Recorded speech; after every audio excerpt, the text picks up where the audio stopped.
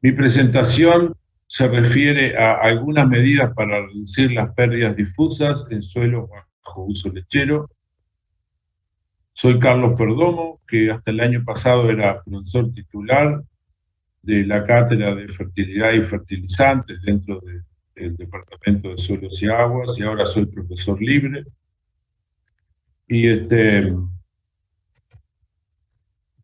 los años previos hemos estado trabajando sobre la problemática de las pérdidas de fósforo desde suelos bajo uso lechero, fundamentalmente, pero también desde suelos agrícolas.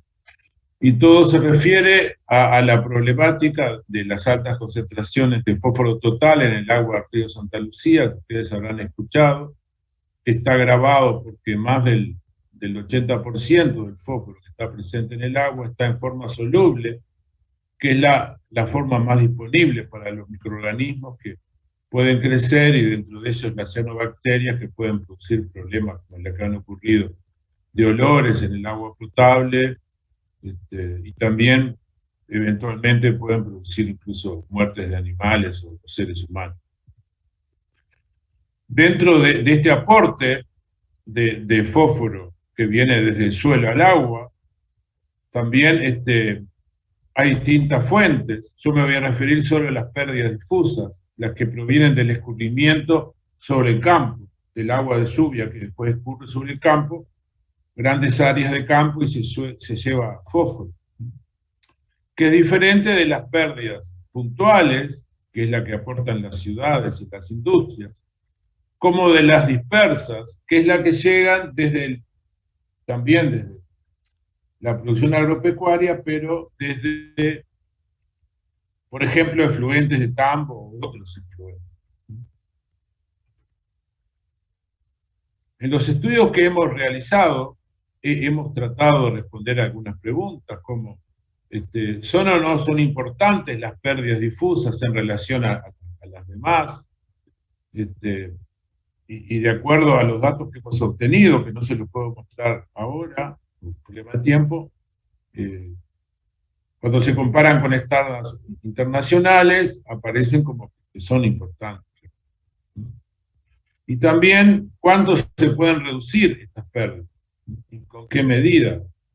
¿Y cuánto tiempo lleva esa reducción? Las pérdidas difusas están afectadas en forma involuntaria y inadvertidamente, diríamos, por la aplicación de fósforo en superficie asociado a la siembra directa. Esto ha llevado a que el fósforo se acumule en superficie, y cuando hay más fósforo en superficie, hay más fósforo gray, que es una forma más disponible para las plantas, pero también para el agua, y con esto más fósforo soluble en el agua de escorrentía. Acá mostramos en esta gráfica la concentración de fósforo gray en los primeros 2,5 centímetros del suelo. Cada punto es un potrero de distintos predios de toda el área de Santa Lucía. Entonces vemos que cuando más fósforo gray en esta capa finita de la superficie del suelo, más es la concentración de fósforo en el agua de escurrimiento o en equilibrio con el suelo. Entonces, esto es lo que aumenta las pérdidas, la acumulación de fósforo. ¿Por qué hay esta acumulación? Bueno, como les dije, en parte por la fertilización, pero también en parte porque el pastoreo con altas dotaciones, también asociado a las producciones más intensivas, deja más estiércol en superficie, que también tiene fósforo, sobre todo fósforo enriquecido con el fósforo de la ración. Entonces, esto produce una estratificación superficial de fósforo en la superficie, que no está distribuido en todo el perfil, sino acumulado en los primeros centímetros. Y hay un indicador, fósforo gray 1, a los 2,5 centímetros, que puede ser usado no como indicador agronómico, como el otro, el de 15 centímetros, sino como un indicador ambiental. Acá vemos cómo son las pérdidas en dos potreros aledaños. Uno está bajo siembra directa con pradera y otro bajo campo natural. Y en este año no se agregó fósforo, no se fertilizó con fósforo, ninguno de estos dos campos, de estos dos potreros. Y ustedes ven de que las pérdidas igual son mucho mayores en la pradera, debido a la historia de fertilización. El campo natural pierde tanto fósforo particulado, que es el azul oscuro asociado a la erosión, como el fósforo soluble, mucho más que, es decir, la pradera mucho más que el campo natural. Y sobre todo, es más importante la pérdida adicional de fósforo soluble, que, como les decía, es la más peligrosa. Y este campo, el campo bajo pradera, no tenía una alta concentración, tenía un nivel hasta óptimo de fósforo Gray en los primeros 15 centímetros, de 15 partes por millón, mientras que el campo natural tenía un valor típico de 4. Pero es mucho más la diferencia en los primeros 2,5 centímetros, ya que la pradera tenía 35 partes por millón y el campo natural 8 partes por millón. Entonces, no solo hay más pérdidas de fósforo, sino mayor proporción de fósforo soluble en la pradera sembrada aún sin fertilización. Cuando se fertiliza, obviamente, las pérdidas aumentan en forma lineal. Y ya con la primera dosis, que en este caso fue de aproximadamente 22 kilos de fósforo elemento, que equivalen más o menos a 50 kilos de P2O5 por hectárea, o a 100 kilos de, por ejemplo, super triple o 18460, ya se sobrepasa el límite de carga, es decir, de kilos de fósforo por hectárea y por año, que salen de la pradera. Pero, si bien esta pérdida es importante desde el punto de vista ambiental, esta pérdida de fósforo soluble, solo representa el 2% del fósforo aplicado. Entonces no tiene esta pérdida importancia agronómica.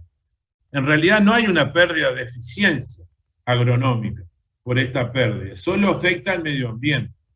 ¿Cómo se podía manejar? Reduciendo la fertilización, aplicando dosis óptimas o incluso no fertilizando cuando los niveles de fósforo en los primeros 15 centímetros de fósforo Gray están por encima de los niveles críticos, o incorporando el fertilizante dentro del suelo, que acá la pérdida de fósforo soluble se reduce a 0, pero esto solo es posible cuando se incorpora a la siembra. Obviamente, en la refertilización no se puede incorporar.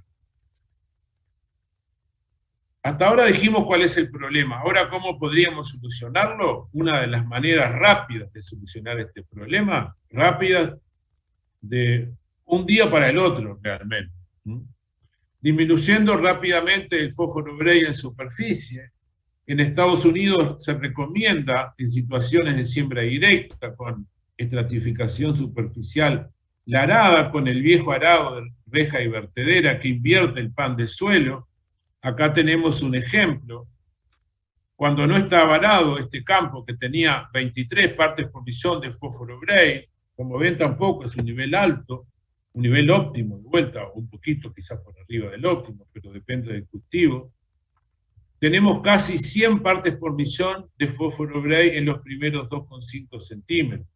Cuando lo aramos, lo reducimos a la mitad, o aproximadamente a la mitad, una pérdida, una reducción importante de fósforo, porque lo ponemos más abajo en el perfil.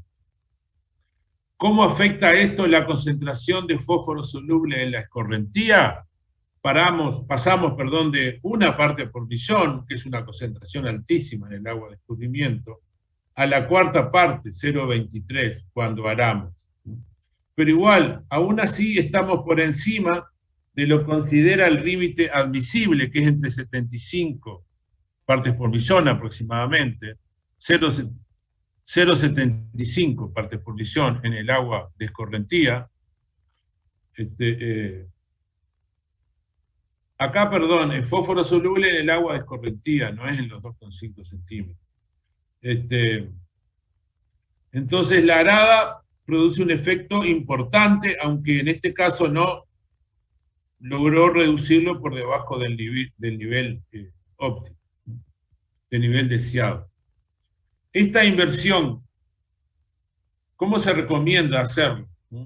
Obviamente no se recomienda arar todos los años, sino invertir para Estados Unidos el 10% del área en forma anual.